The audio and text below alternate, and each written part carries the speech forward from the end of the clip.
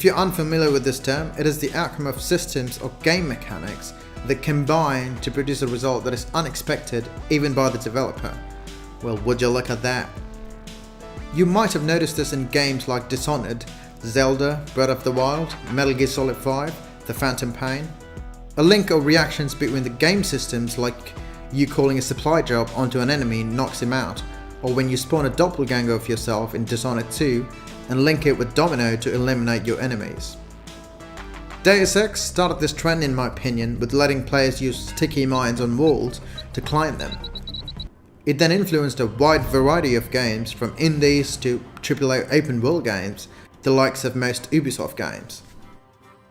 Take Dishonored for example, it has levels where there's clear mission objectives and it's up to you how you go about it.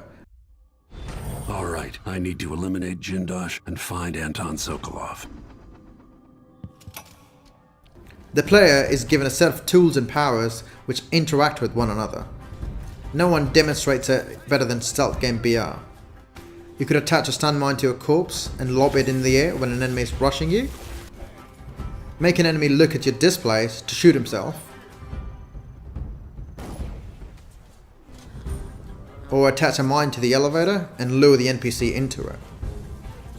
These kind of systems that interact with each other lets the player come up with a solution instead of making you go through a linear story structured beat.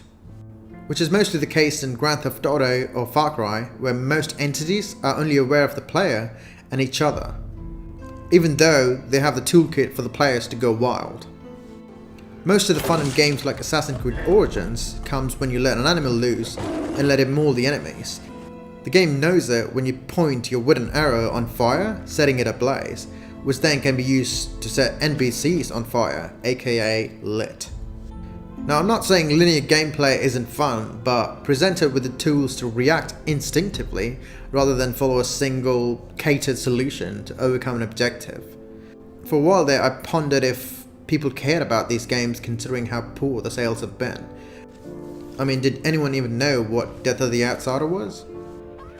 There's a downside to having a well thought systems, that is, the story beats aren't as punchy or hit home as well as a game like Uncharted does. And there's a reason why some developers choose not to give control to the players in their games. I mean, Rockstar literally makes you torture someone because that's what the experience they want you to go through to flesh out its character. But letting the players tell their own story and reward them for doing so is what makes it incredible. I could have just beelined the objective instead of exploring and finding opportunities and using my tools at disposal to make my own story beat. You could bump into a band of raiders and kill them only to find out it was supposed to be an objective that comes from a side quest somewhere in the world of Fallout. Emergent gameplay rewards you by taking your action into consideration. I mean, what sounds more fun to you? You playing the level the same way like how everyone else does? Or finding a path or a solution that you came up with? In Witcher 3 you could pick and choose how you defeat a boss by upgrading your bombs or finding more diagrams or doing some question marks to get a sword that rips their balls off. Games like Breath of the Wild, Metal Gear or more Ubisoft games have proved how successful it can be when it's ripped wide open into an open world. I personally prefer games with levels, which would mean that the developers have to come up with new system and rules for all the entities within to coexist, and the player to bend rules and have some fun. Whether it's spending time back and forth or slinking around a mansion, we've seen this emergent gameplay phenomenon emerge in most games now, which is freaking awesome. If you enjoyed this video, don't forget to subscribe or like, and thanks for watching.